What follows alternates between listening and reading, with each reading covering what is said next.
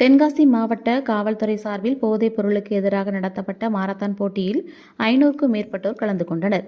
தமிழக அரசு சார்பில் போதைப் பொருளுக்கு எதிராக விழிப்புணர்வு பேரணி, மாரத்தான் உள்ளிட்ட பல்வேறு விழிப்புணர்வு நிகழ்ச்சிகள் மூலம் தடுப்பு நடவடிக்கைகள் மேற்கொள்ளப்பட்டு வருகிறது. அதன்படி தென்காசி மாவட்ட காவல்துறை, ஸ்ரீராம் நல்லமணி யாதவ் கலை மற்றும் அறிவியல் கல்லூரி, Tenkasi Akash friends IAS academy சார்பில் புதிய பேருந்து நிலையம் முன்பு போதைப் பொருளுக்கு எதிரான ஒழிப்பு விழிப்புணர்வு மாரத்தான் போட்டி நடைபெற்றது. நிகழ்ச்சியில் கலந்து கொண்ட கூடுதல் காவல் கண்காணிப்பாளர் மதியழகன் தொடர்ந்து பேசினார். அதனைத் தொடர்ந்து நடைபெற்ற மாரத்தான் போட்டியை கூடுதல் காவல் கண்காணிப்பாளர்கள் மதியழகன், ஜூலியஸ் ஜீசர், சங்கர், தென்காசி உட்கோட்ட காவல் துணை கண்காணிப்பாளர் அதியமான், ஸ்ரீராம் நல்லமணி யாதவ் கல்லூரி குழும நிறுவனர் மணிமாறன் ஆகியோர் கொடியசைத்து துவக்கி வைத்தனர். தென்காசி புதிய பேருந்து நிலையத்திலிருந்து கொடிக்குறிச்சி வரையிலான 4 கிலோமீட்டர் தூரத்திற்கு இந்த போட்டி நடைபெற்றது.